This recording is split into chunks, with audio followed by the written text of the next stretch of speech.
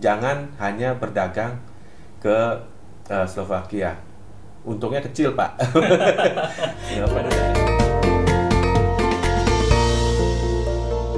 Halo, selamat datang kembali dalam podcast KBRI Bratislava episode ketiga. Dan seperti biasa, saya Stefan akan membantu podcast ini. Di episode ketiga kali ini, kita sudah mengundang seorang bintang tamu atau narasumber yang sangat luar biasa.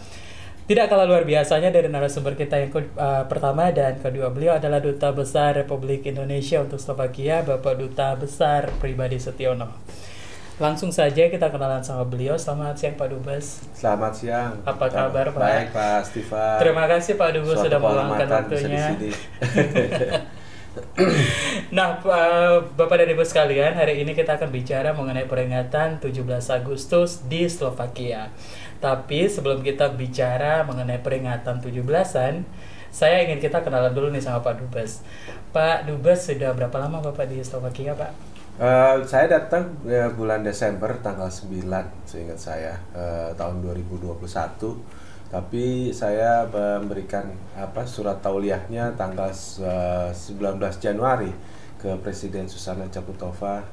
Kebetulan waktu itu termasuk yang agak cepat bersama dengan satu dubes yang lain. Jadi alhamdulillah dengan sampai sekarang kalau dari surat tauliyah udah 8 bulan ya. Udah 8 bulan, Pak. Ya. Tapi sebelum ditugaskan sebagai duta besar, apakah Bapak sudah pernah mengunjungi Slovakia sebelumnya, Pak? Wah, mungkin 20 tahun ya, Pak ya. 20 tahun yang lalu kebetulan saya lagi mengantar satu rombongan pejabat dari Jakarta. Kebetulan waktu itu saya lagi bertugas di Biro Administrasi Menteri dan mendampingi para pejabat itu. Waktu itu saya hanya mampir, sebenarnya diundang oleh duta besar ketika itu Pak Lutfi Rauf untuk makan siang di makanan khas di sini Pak Stefan. Bebek ya Pak ya? Angsa. Oh, angsa Pak. Angsa waktu itu luar biasa. Baik Pak Dubes, saat Bapak pertama kali dipilih atau ditunjuk oleh Presiden Joko Widodo sebagai duta besar untuk Slovakia, apa tuh kira-kira yang muncul di benak Pak Dubes pertama kali? To be frank, karena sebenarnya saya sudah pernah ke sini, jadi meskipun waktu itu hanya mampir, jadi saya hanya mencoba untuk recollect lagi daya ingat saya ketika itu Slovakia itu di sebelah mana ya. Memang saya waktu itu masih ingat karena waktu itu sebenarnya kunjungannya ke Austria dan kita mampir ke sini ke Slovakia, ke Bratislava, dan kan jaraknya hanya beberapa menit ya, mungkin paling lama 1 jam. Berarti itu kayak one day trip gitu di Slovakia, one day trip ya? Dan wah, memang pasti sangat berkesan ya sangat Pak. Berkesan ketika itu suatu berkah ya, makan siang di negara mana, makan pagi di negara mana. Jadi saya masih di Austria, lunchnya di Slovakia ya, di Slovakia, nanti makan malamnya balik lagi di Austria lagi. Luar biasa. Jadi ya, Pak. Ya ketika itu saya pikir, oke, saya pernah ke sana. Insya Allah saya masih bisa tahu apa yang negara Slovakia, meskipun itu mungkin 20 tahun yang lalu. Jadi senang tentunya, pastinya senang ya. Karena this is the peak of everyone's career di Kemlu ya, untuk menjadi seorang duta besar ya. Ya.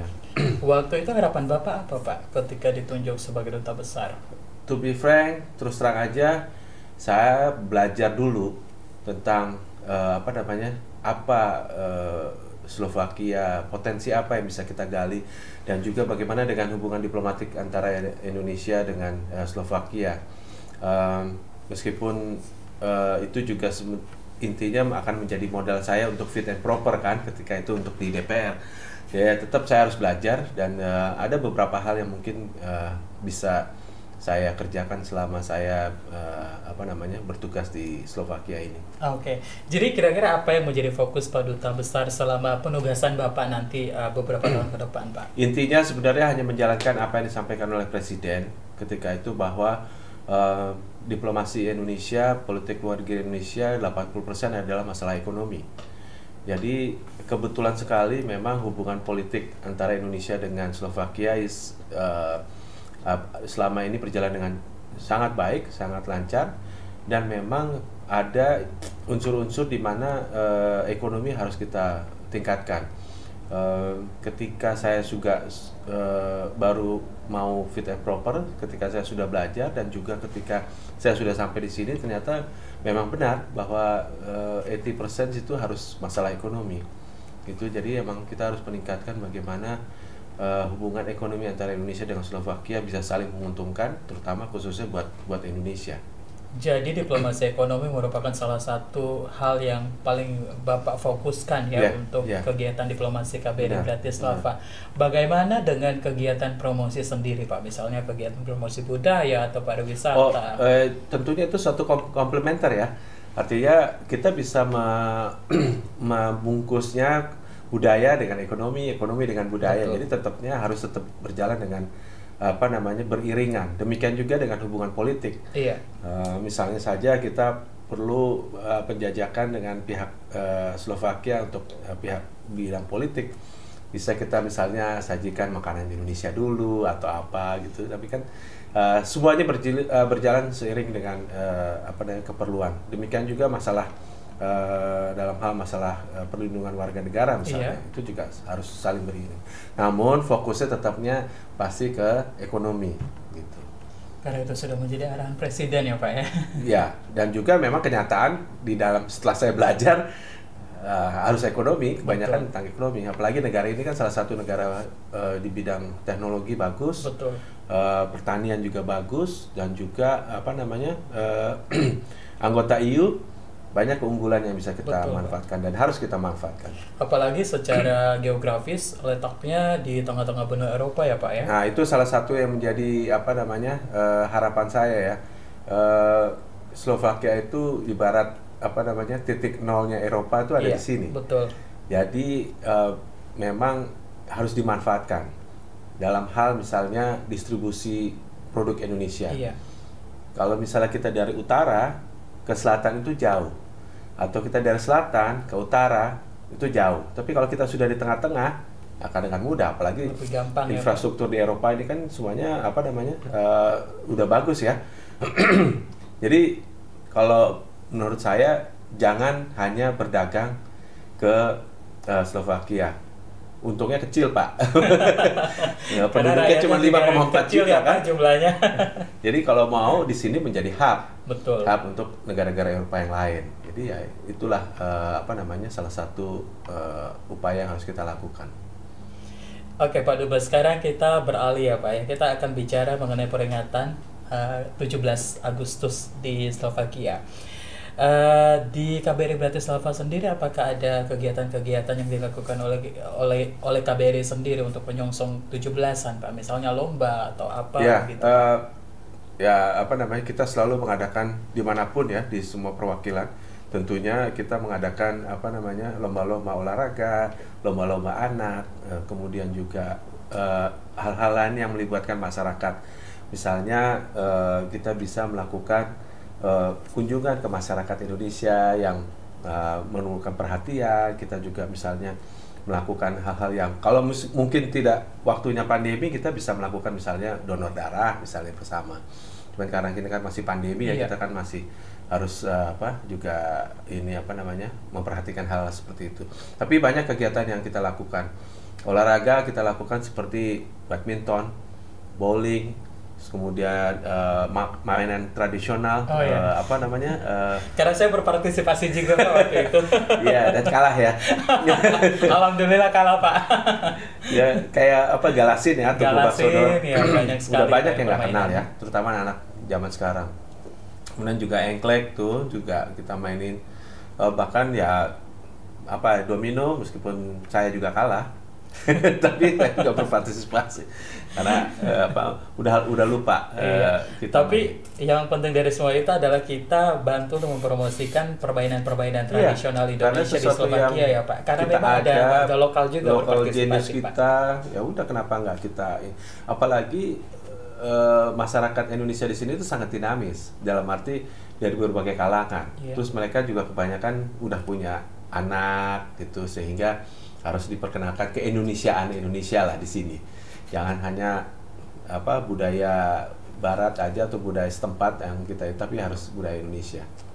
Adakah orang setempat yang berpartisipasi Pak? Banyak, banyak. Saya juga surprise ya. Iya.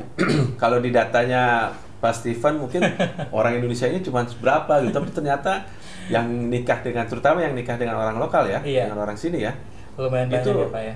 surprising ya. Iya. Dan ya meskipun jarang ketemu dengan kita, tapi alhamdulillah mereka mau tuh berpartisipasi dengan kita. Dan Iya, bahkan Pak Dubes. anak-anaknya jangan Iya. lupa, anak-anaknya sangat antusias banget. Jadi kalau mau dibilang memang antusiasme masyarakat Indonesia di Slovakia untuk turut memeriahkan peringatan 17 Agustus di Slovakia itu sendiri sangat tinggi ya Pak Ya, Dubes ya. sangat tinggi karena kita juga mencoba meng-outreach mereka ya. Betul. Bukan hanya pasif kita nunggu mereka datang, tapi kita juga outreach. Kita Pak Steven sendiri kan juga kemana-mana, ketemu siapa. Setiap kali ada orang datang kita ajak ngobrol, ayo kita ngapain gitu, ketemu atau apa yang kita bisa kerja samakan. Jadi apa istilahnya ya? They belong to us, we belong to them. Iya. Jadi ada rasa kebersamaan, seperti we feeling itu ya, Pak, ya. gitu. Oke Pak Dubes, apakah untuk peringatan hari ulang tahun upacara Pak Dubes, untuk upacara peringatan HUT RI yang ke-77, masyarakat Indonesia itu dilibatkankah di situ? Sangat dilibatkan, terutama anak-anaknya ya. Prinsip saya sebenarnya, kalau kita kan udah biasa tuh upacara di Jakarta kayak di mana gitu. Tapi yang saya ingin gali juga adalah bagaimana anak-anak setempat ya ikut memeriahkan ini, terutama misalnya jadi paskibra. Tentunya mereka pasti akan bangga kan. Iya. Kitanya juga bangga lihat, meskipun mereka udah dirantau tapi mereka masih mau ya gitu. Masih punya It's jiwa not easy, nasionalismenya gak gampang, ya. Betul. cuman mereka alhamdulillah mau gitu. Dan biasanya mungkin yang tadinya cuma 3 orang, tapi sekarang udah mau 6 orang atau 9 orang. Ya tinggal kitanya aja bagaimana mengakomodir keinginan mereka, ikut sertaan mereka itu dengan acara ini. Pak Dubes, kita masih bicara mengenai kemerdekaan ya Pak ya. Kira-kira Pak Dubes secara pribadi melihat kemerdekaan itu apa? Well, kemerdekaan itu harus put it in context. Kalau kita bicara tahun 45, itu tentunya kemerdekaan kita dari penjajah tentunya.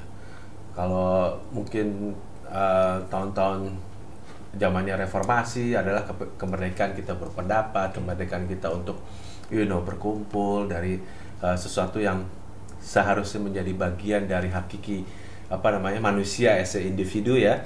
Tapi ketika itu mungkin belum ada. Kalau sekarang mungkin adalah kemerdekaan misalnya untuk berpikir, jangan sampai kita membatasi diri kita atau dibatasi kita berpikir itu menjadi sesuatu hal yang menjadi tabu misalnya. Meskipun yang harus kita pegang adalah kemerdekaan berpikir yang positif tentunya. Bagaimana kita bersama-sama membangun bangsa, membangun ekonomi kita, membangun masyarakat Indonesia. Jadi itu adalah arti dari kemerdekaan. Bagaimana kita bebas mengekspresikan diri kita sendiri, bebas melakukan sesuatu yang sesuai tentunya dengan kaidah-kaidah hukum, jadi bukan hanya kemerdekaan yang pukul rata semuanya, saya boleh dong melakukan apa aja.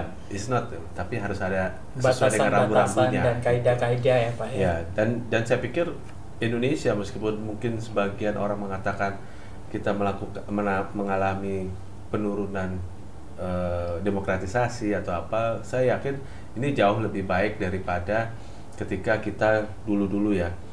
Siapa yang tahu ada kasus-kasus kalau nggak ada kemerdekaan bersuara, nggak ada kemerdekaan mendengar, nggak ada kemerdekaan menyatakan pendapat, ya kan? Semua under the carpet kan semuanya. Betul Pak, setuju.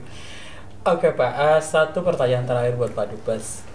Apa pesan yang ingin Bapak sampaikan buat seluruh masyarakat Indonesia yang ada di Slovakia tentang kemerdekaan?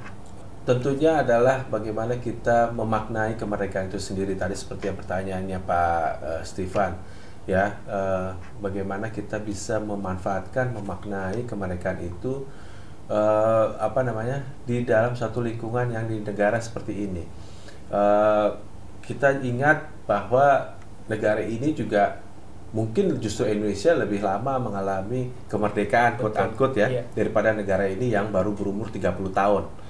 Jadi harus kita tetap menjaga rambu-rambu kemerdekaan itu tadi, tanpa kita juga merasa menjadi orang yang terkungkung ya, menjadi orang yang bahkan mungkin introvert atau apa, tapi manfaatkan ini dengan baik, karena tidak semua orang bisa berada di luar negeri, tidak semua orang bisa berada di Slovakia misalnya, dengan suasana kemerdekaan yang menurut saya ini udah cukup baik.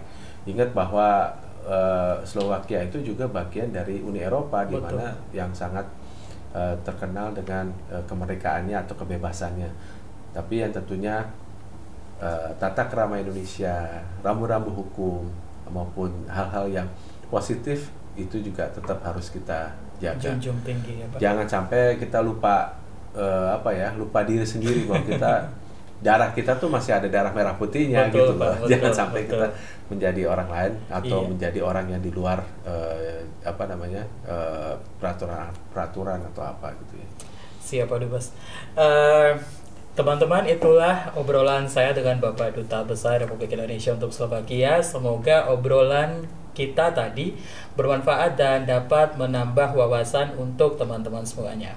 Lalu masih dalam peringatan HUT RI yang ke-77, kami KBRI Bratislava ingin mengundang Bapak dan Ibu semuanya untuk turut hadir dalam upacara peringatan HUT RI yang ke-77 yang akan dilaksanakan pada tanggal 17 Agustus, hari Rabu, jam 9 pagi di kantor KBRI Bratislava dengan menggunakan busana nasional. Sekali lagi Pak Dubes, terima kasih banyak sudah bersedia hadir di studio kami yang sangat humble ini, Pak. Ya, studio ini bagus, Pak.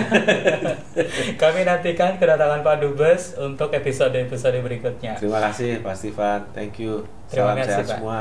Ya, sekali lagi terima kasih untuk teman-teman semua. Jangan lupa untuk subscribe YouTube channel KBRI Bratislava, like dan juga komen. Sekali lagi terima kasih, selamat siang dan sampai jumpa.